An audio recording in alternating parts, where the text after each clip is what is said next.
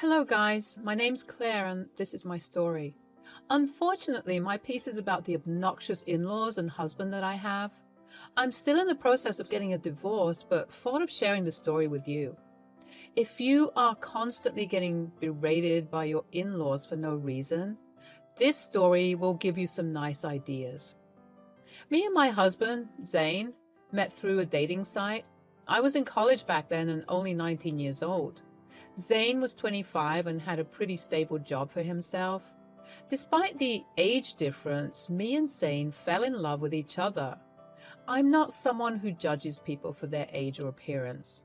So Zane's age never became a problem for me. Zane did have a lot of issues with the age difference. He kept saying, "Why are you with me, Claire? I just don't understand. I'm so much older than you. You can do much better and get guys your age, you know." "Yes, I can get boys my age, but I don't want them. You are the one I fell in love with. I don't care if you're older than me." "There has to be other reasons, Claire. It's not natural for girls like you to love someone like me. I wish you would tell me the truth." "I am telling you the truth, Zane. I don't want to date immature boys my age. I am in love with you, and I don't care about anything else." Zane never believed my words. I could detect that he had some self-esteem issues, and perhaps that's why he was still single. So I was determined to prove myself wrong and show him just how much I love him. Throughout our entire relationship, I never let Zane spend money on me.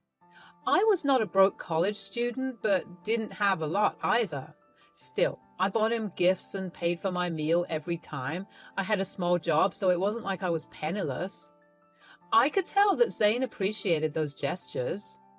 Sadly for me, Zane never changed. He continued to have a very low self-esteem and refused to believe that I loved him for real. I tried my best to be supportive and understanding. However, his suspicions of my love always broke my heart. For the first 2 years, I had no idea why he had such a low esteem for himself. But when I met his parents, it became very clear. Zane's dad, Michael, was a hard-working guy. However, he once got lucky and won the lottery. That changed his life forever. He bought an expensive house and moved from the rented apartment they lived in. The rest of the money they put in an account so they can be comfortable for the rest of their life. However, there was one problem. Michael and his wife Molly always thought that they were better than everyone else. On our first meeting, he said, "You know, not everyone can make it big like me. I was a hard-working man, and look where it got me. Do you know how uncommon it is to win a huge lottery? The chances are very low, but I did it on the first try." We always knew how to make good decisions. Not everyone has those qualities. Look at Zane. I mean, he did complete college and all, but he will never have money like us. "He couldn't even get a girlfriend before we won the lottery. I guess most of his partners did have gold-digging personalities." "I'm sure they did. They left as soon as we accused them of being greedy. We were right about them. Somehow, Zane still keeps making the wrong choices." Molly and Michael's attitude towards Zane made my blood boil. They directly insinuated that every girl Zane dated was with him for money. Somehow, after years of hearing this, Zane started to believe it as well. At that point, it was clear to me why Zane was so insecure. The fact that Molly and Michael also hinted at me being a gold digger was humiliating for me as well. I decided that I needed to speak up for him and myself. I said, "I am sorry, but I have to disagree with you on that. Zane had worked hard to establish himself at his job. With time, he will become even more successful." "Well, that doesn't change the fact that women only want him for money. The money we have is ours, but Zane does co-own the house. Ultimately, it will be his when we pass. Let me tell you, every time they see our $200,000 house, I swear these girls see dollar signs in their eyes." "I'm not sure about his exes, but I'm not with him for money. I love your son, and that's why we're dating. I want nothing to do with your house." Don't worry, Claire. Sometimes it's hard to accept that people can be successful and live in nice houses. You only live in a small rented apartment, that too with roommates. After being around our house for a while, you will start wanting it too. It's just about time. I was getting even more furious with what Michael and Molly said. To be honest, I was ready to burst from anger. Zane noticed and heard everything but didn't talk back. He didn't even defend himself. Instead, he simply steered the conversation in another direction. I was a little shocked by his nonchalance, so when we were going home, I decided to confront him. I said, "Zane, your parents are very mean people. They keep insulting both you and me. Why didn't you speak up?" "What did you want me to say, Claire? I'm not sure they are off the mark. Women in the past have used me to try and get some money from my parents. Mostly, they made elaborate plans with the house and how it would be all ours when my parents passed away. Even if they were gold diggers doesn't mean I'm one too. You said nothing when your family insulted me as well. You know that my family is now well off, so there is a possibility that they're right about everything. I'm not saying you had bad intentions for sure, but I can see why it looks weird. You don't even have parents, so you have to rely on my inheritance alone." "What you are insisting is bizarre, Zane. I have never made you spend money on me. And even if I don't have an inheritance, that doesn't mean you can call me a gold digger." Zane still refused to acknowledge my words. He kept saying that he loves me and it doesn't matter why I'm with him. While most people would be satisfied with this, I wasn't. I didn't want him to think so badly of me. I tried to talk to him and make him understand. I even suggested therapy because I knew he needed it. However, he said there was nothing wrong with him, so I gave up. However, I distanced myself from his family. Years passed and we got engaged right after I graduated from college. I was working a decent job that didn't pay a lot, but well enough. I started to save so that I could contribute money towards our wedding. We split the wedding costs 50-50 and got married when I was 22. However, the next 3 years of my life were hell. Zane constantly went over to his parents' place and then came home in a sour mood. I knew that Michael and Molly were still making fun of him and calling me a gold digger. I tried to convince Zane to go low contact. I knew they were poisoning him against me. But Zane never listened to me. He kept speaking to them and accepting their words that no one can love him. Even after years of loving him and caring for him, he was suspicious of me. Slowly, I was getting exhausted proving myself to him. But I didn't have to do it for much longer. Things came crashing down on Zane's birthday. Since Zane didn't like huge celebrations, we had a small cake party at home just between us. Then I gave him an expensive watch that he had been wanting for a while. Zane was over the moon with the gift. I was so happy for him. But my excitement died down when he suggested going to his parents' house to show them the gift. I accompanied him because he insisted on it. When he reached their house, Zane immediately went to Molly and Michael to show them the gift. He said, "Mom, Dad, look at this beautiful watch that Claire gave me. I've been wanting this for a while now. Isn't this beautiful?" "Oh, did she know, Zane? Looks like she does love you after all. We were pretty worried for a while there." "Don't get so carried away, Michael. She's a gold digger and married our son because we own a $200,000 house. Let's not forget the facts." "Yes, that's right. I almost forgot that the house is the only reason why Claire married Zane." "Excuse me? Why do you think I married your son for your house?" "Well, you were just living in an apartment after working for 4 years. Besides, Zane is so much older than you. Why would you marry him unless you want something from him? I'm sure our house was always an attraction, if not his money." "I married your son because I love him. All your theories about my gold digger personality are bullshit. Zane knows the truth and he will tell you just that, right, Zane?" Well, to my utter astonishment, Zane never said a word. I was already starting to feel weirded out by the fact that my in-laws thought I was a gold digger, but Zane's reaction or lack of reaction, was extremely shocking for me. He kept his head down and refused to look at me. I decided to press him a little. Honestly, I couldn't believe he wasn't protesting for me. I said, "Zane, why are you not saying anything? Your parents always thought I was a gold digger. How will they know the real me if you don't tell them? Why are you quiet? Tell them they're wrong." I don't know what you want me to say, Claire. I don't know if my parents are off the mark. There might be a possibility that you are after this house. Are you serious right now? Zane, even you think I married you for your assets? He's not wrong to think like that. It is very suspicious that you never tried to buy a house. You don't even talk to him about buying a house. For someone who rents a place, buying a house should have been your priority. Yeah, it is your priority, but you decided not to work for a house. You saw that our house is an expensive one. You can't afford to buy a place like ours even if you try.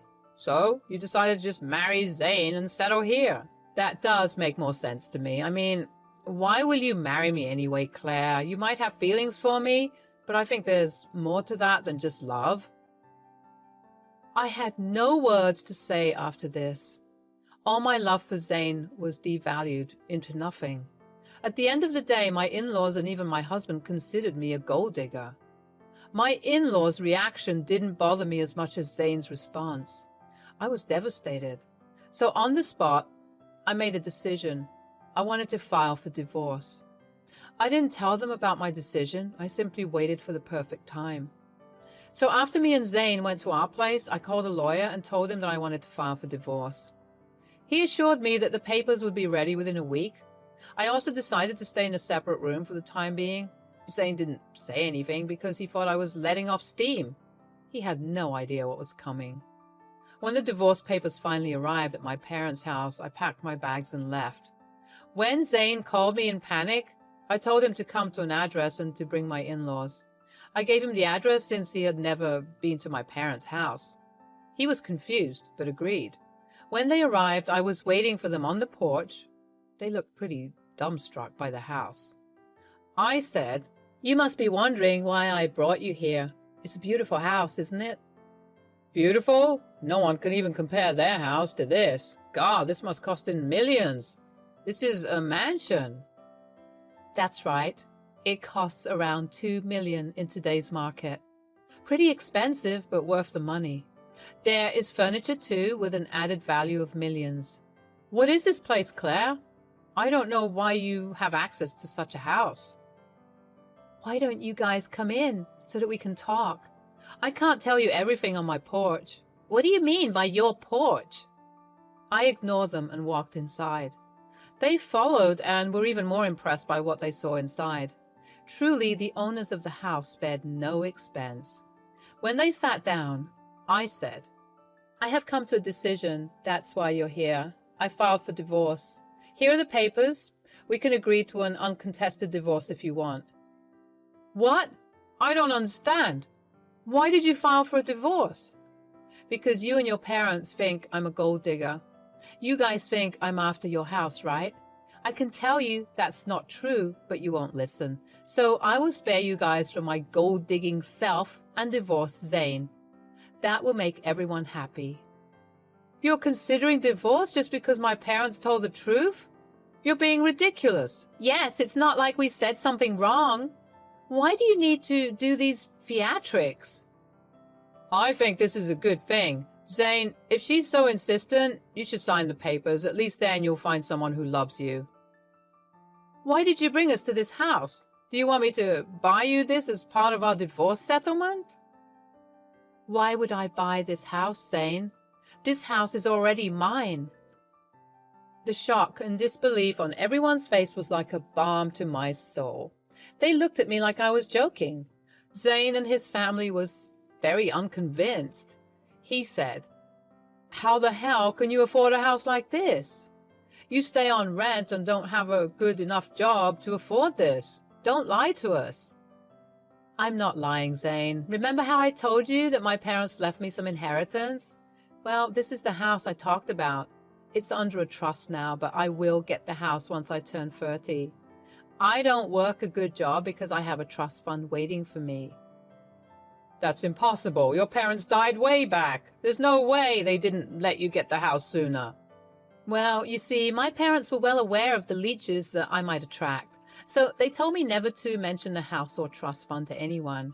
Call it experience, but they knew someone could exploit me, so they left everything to trust to keep it safe until I was 30.